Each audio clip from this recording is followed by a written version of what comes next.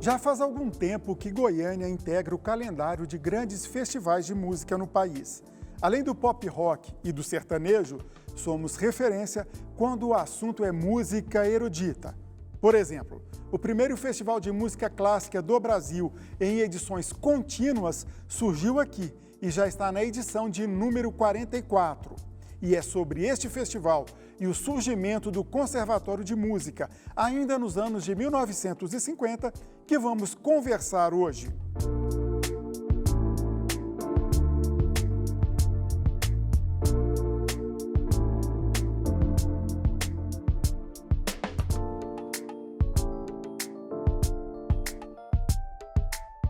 E para falar sobre a importância da música clássica realizada em Goiás, vamos conversar com a doutora em Ciências Musicais pela Universidade Nova de Lisboa e professora da Escola de Música da UFG, Giovana Carneiro. Olá, professora, muito prazer ter a senhora aqui com a gente. Olá, muito prazer, que bom estar aqui falando sobre música.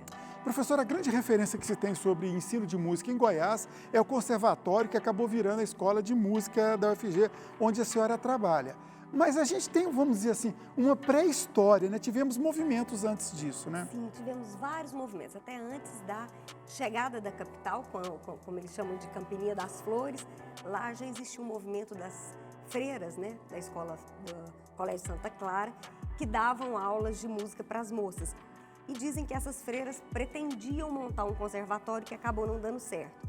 Depois disso, teve a Orquestra Sinfônica de Goiás, com o maestro Jandolier. Teve o professor Costinha, com o Pieper, que davam aulas de piano e de instrumentos de corda, que eles falavam cordas friccionadas. E depois teve o movimento, antes da Universidade Federal, teve o movimento da Universidade Católica, que fundou a Escola de Belas Artes. Como eles estavam com problemas de alunos, eles resolveram convidar o maestro Jandolier, o Gustavo Ritter e Dona Belquis para fazerem uma escola de música, que achavam que isso daria mais alunos. E realmente, diz que de 45 foi para 106 alunos. O Luiz Curado, que era também da Escola de Belas Artes, convida outras professoras, que era Dona Fifia, Dona Tânia e Dona Dalva, para fazerem parte dessa escola de música, desse instituto de música. Gustavo Ritter, Belquis Spencieri juntaram todos e fizeram era esse instituto de música junto com a Escola de Belas Artes. Bom, durante um ano isso ali funcionou muito bem. Depois, em 56, as professoras, juntamente com o Jandolier, resolveram fundar o Conservatório Goiano de Música. Esse conservatório tem umas histórias muito pitorescas. Porque, conta algumas aí pra gente. Elas começaram a inauguração, né, a ata de inauguração do conservatório foi na casa de Dona Fifia e do marido Aládio Teixeira. E eles então fizeram a ata e montaram o conservatório. E precisavam de pianos e de material de escritório e de um lugar para funcionar. Para funcionar, a Faculdade de Direito emprestou ali na Rua 20, que eles trabalhavam de manhã, então o prédio ficava liberado à tarde e à noite. Elas então davam as aulas lá. E elas contavam, né, e Dona Fifi ainda conta muito isso, que elas tinham que pagar os pianos, que elas compraram a prestação, e o material de escritório. Aí elas negociaram com as lojas que no período de férias elas não podiam pagar, porque o dinheiro não dava. A mensalidade que as alunas pagavam era a justa para as despesas. Então, os maridos sempre ajudavam e foram indo assim. Nessa época ainda era mais elitizado o corpo? Bem elitizado, tanto professores como alunos, né? Porque tinham que ter piano, que era um instrumento caro. E é uma época ainda que estudar piano era uma prenda a mais, era muito...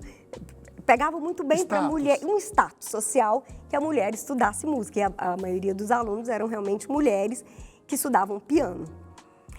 E essa escola também foi indo bem, embora elas passavam por grandes dificuldades financeiras, quando para piorar, a Rua 20 não pôde mais emprestar o prédio para elas. Aí elas alugaram na Avenida Tocantins, ali bem em frente o relógio. Na Avenida Tocantins. Depois elas foram para a Avenida Goiás, mas foram também para Tocantins. Bom, aí a Dona Tânia conta que tinha que, na hora dos recitais à noite, ela tinha que ir lá pedir para parar o relógio e pedir para o trânsito, ficava lá assim para o trânsito, ninguém buzinar, não fazer barulho para não atrapalhar o recital. E elas, então, eram muito unidas e faziam, aquilo lá era a vida delas, a extensão da casa. Quando elas também ficaram sem lugar de dar aula, davam as aulas teóricas no quintal da casa de Dona Fifia. Amarrava o quadro na árvore e as moças ficavam lá e elas então faziam as aulas de teoria. Depois de tudo isso, foi que teve a ideia de entrar com a Universidade Federal de Goiás. O Colemar Natal e Silva, que era diretor da Faculdade de Direito, pensou em juntarem as escolas e para fazer a Universidade Federal de Goiás. O professor Colemar, que foi o primeiro reitor da Universidade Federal. Isso. Né? Bom, estava tudo muito bem. Quando elas mandaram os papéis, viram que não era tão bem assim, que elas não só tinham aulas praticamente de piano e não tinha um corpo, nem só docente, mas assim, um corpo administrativo que fizesse jus a entrar na universidade. Então, elas foram correr com isso. E aí, Dona Leia Campos, Dona Fifia e Dalva Pires foram em Brasília atrás do presidente Juscelino e o convenceram a assinar que ela virasse uma fundação Conservatório Goiano de Música, para que ela pudesse, um ano depois, entrar. E aí, no dia 14 de dezembro de 1960, foi instaurada, com a assinatura do presidente Kubitschek, a Universidade Federal de Goiás, com essas 5 escolas. Conservatório Goiano de Música, Faculdade de Direito, Faculdade de Odontologia e Farmácia, que era junto, Engenharia e Medicina.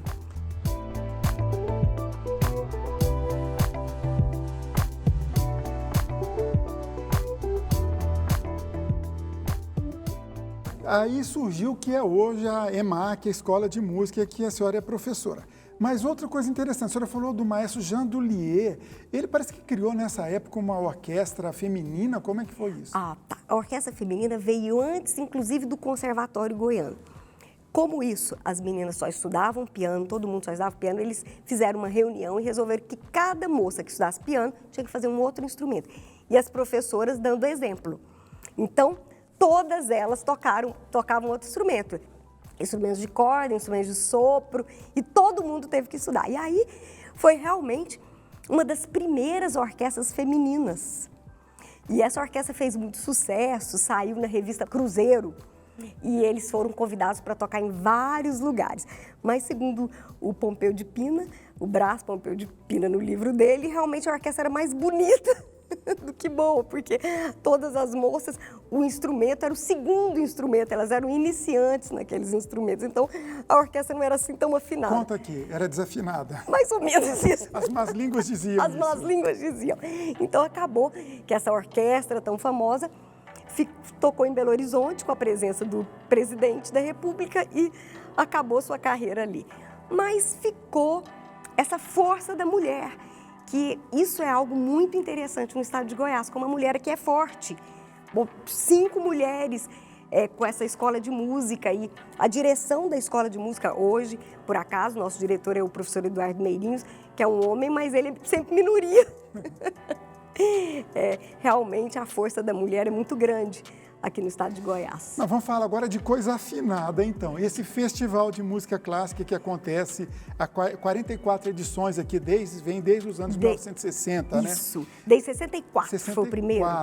Pois o que que vem para ele? A gente pensa, o leigo, né? Música clássica, orquestra, sinfonia, o que é apresentado para a comunidade?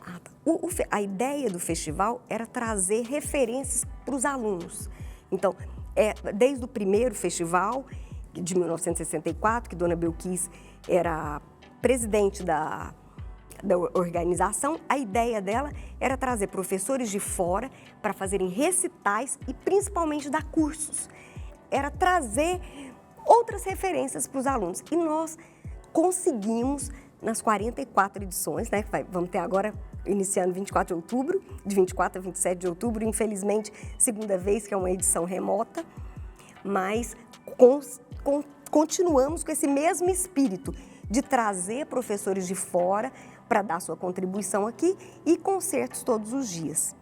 E Esses festivais trouxeram inúmeros músicos. Eu me lembro de criança assisti em Goiânia Nelson Freire, Arnaldo Estrela, Dorens, que eu não vi, mas veio, que era o diretor do Conservatório de Moscou, veio tocar aqui. Sabe, pessoas muito importantes vinham tocar em Goiânia. A Dona Belkis tinha muito prestígio nacional, conhecia pessoas que ajudavam e mesmo ela sempre com pouco dinheiro, elas conseguiam trazer muita gente. E depois, quando o conservatório foi incorporado pela universidade, ele ganhou, ele ficou mais robusto, ele pôde mais, né? Então, por exemplo, Camargo Guarnieri, um dos grandes compositores brasileiros, foi professor. Sim, eu queria até te perguntar isso, como é que foi a relação do Camargo Guarnieri com vocês? Parece que ele meio que afetivamente e profissionalmente adotou Goiânia. Isso. A primeira turma que formou, em 61, uma das formandas era a Glacia Antunes de Oliveira.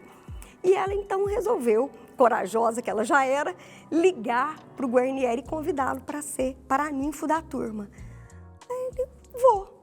E com essa vinda dele, ele veio e trouxe inclusive a esposa e eles participou e viu sabe quantos talentos tinham em Goiânia, ficou completamente encantado. Teve uma amizade muito grande com Dona Belkis, que durou até o fim da vida dele, e ele passou a vir em Goiânia mensalmente. E isso foi importantíssimo para a escola. O Guarnieri era o pupilo do Mário de Andrade, era o modernismo. Ele era o modernista da música clássica? Exatamente, ele foi o grande representante, né? Ele era o mentor intelectual dele, era Mário de Andrade. E ele trouxe toda essa bagagem para Goiânia, dava aulas de piano. Eu conheci Camargo Guarnieri na casa de Dona Belkis, ele era, assim, dava aula para todas as alunas, trouxe muito conhecimento. E depois o maestro Norton propôs que ele fosse professor, ganhasse o título de professor honoris causa, que é um muito importante título, né? Professor emérito, sim. Ele ganhou o título de professor emérito da UFG, o que o deixou muito feliz. E se nós formos olhar a obra de Guarnieri, ele dedicou para vários goianos. Isso também é algo muito importante para Goiás. Um compositor da envergadura de Guarnieri dedicar tantas obras aos goianos. Agora, deixa eu fazer uma comparação. As pessoas lá fora, você é goiano, a música é sertaneja. Eu particularmente, não aguento ouvir isso. Mas assim, para vocês, no universo da música clássica erudita, quando vocês falam que são de Goiânia, o pessoal do métier olha diferente, respeita. Pô, Goiânia é um polo. Sim, Goiânia é um polo. Para você ter uma ideia, o lugar hoje, a OSESP é o grande...